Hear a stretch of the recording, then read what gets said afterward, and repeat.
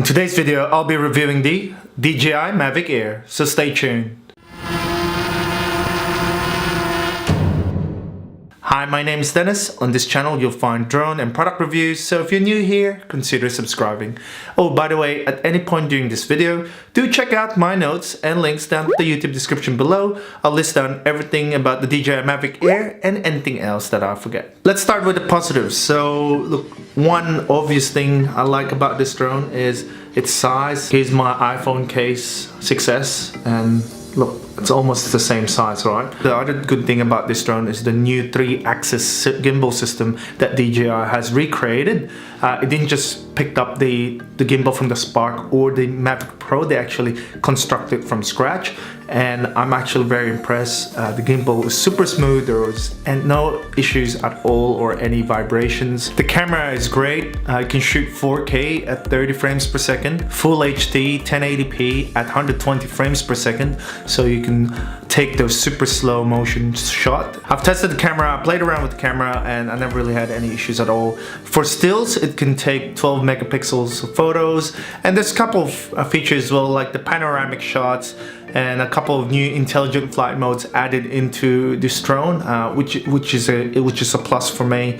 You know, I really enjoyed playing around the Asteroid mode and the Boomerang mode, which is something that DJI has introduced just for this drone. I'm not sure whether they're gonna introduce that to the Spark or to the Mavic Pro, but man, that Asteroid mode is very, very addictive. I've tried the gesture mode where you can use your hands to control the drone, and look, I was blown away. It's very, very responsive. As you can see in this video, I tried it out, you know, move it to the left, to the right, up and down.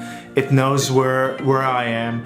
I even tried the active track, and it tracks me very, very well. This drone makes it a lot easier for casual users and beginners to actually fly the drone and to use those intelligent flight modes. The other thing that's a huge plus for me is the obstacle avoidance. DJI Mavic Air has multiple camera sensors now. You've got 2 in the front, 2 at the back, you got 2 at the bottom as well. So it definitely knows where it's going, if whether there's an obstacle or, you know, I'm trying to push the Mavic Air to fly into like to a 3, as you can see in this video, and it actually knows whether there's something in front of it or behind it or underneath it. It's not gonna move, it's gonna stay there. I was actually pretty impressed with the stability of this drone. I thought that because of its small portable size that it's gonna be blown away.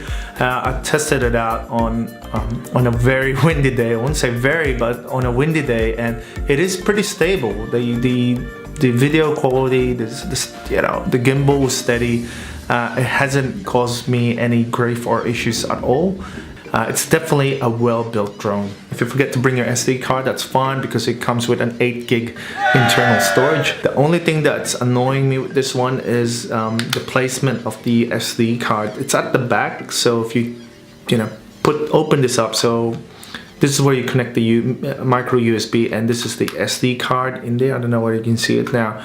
Sometimes I do have a hard time trying to click it and remove it from there. It's probably because my hands are pretty large. Design the remote control, again, it looks similar to the Mavic Pro, except that the joysticks are actually removable, which is a smart move by DJI, because when you're traveling, with the Mavic Pro, this actually sticks out, but with this Mavic Air, you can actually remove them so they don't stick out, they don't, move around when you're in the bag. So the transmission signal that the Mavic Air uses is Wi-Fi only. It's not using the Occusync that's found in the Mavic Pro. I'll talk about the transmission signal a little bit later.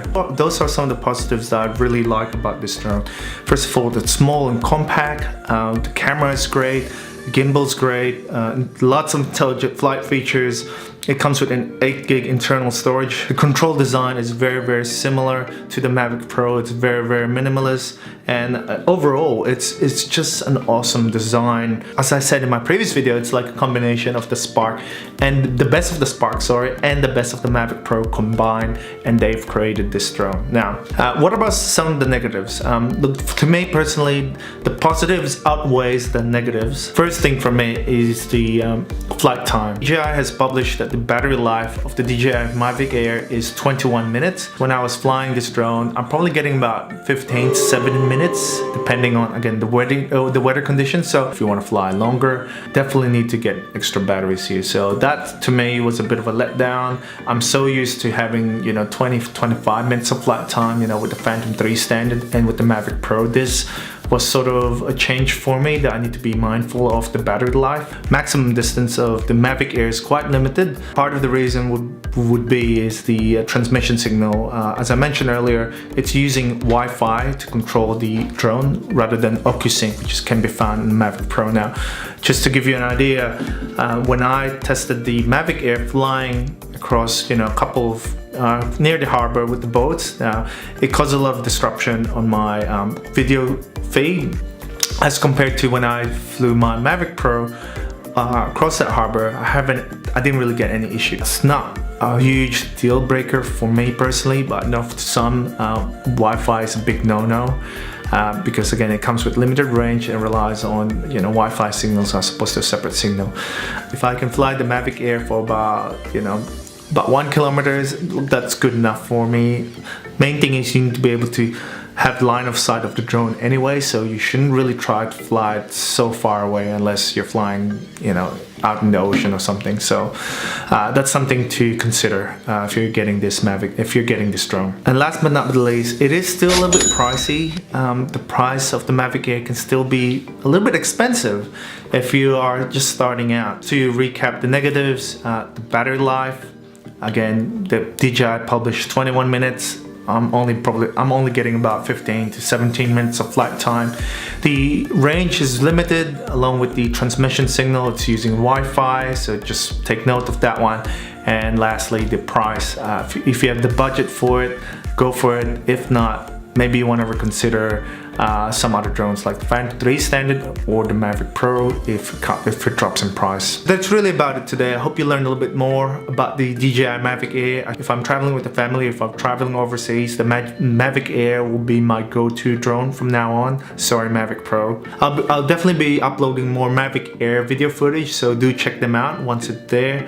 Look, thank you so much for watching. If you enjoyed this video, give it a like. I really appreciate it, and subscribe to my channel for more videos. Also, don't forget to follow me on my social media accounts, Twitter, Facebook, Instagram, and more for news, updates, and exclusive content. So yeah, that's about it. Again, this is Dennis, and I'll see you in my next video.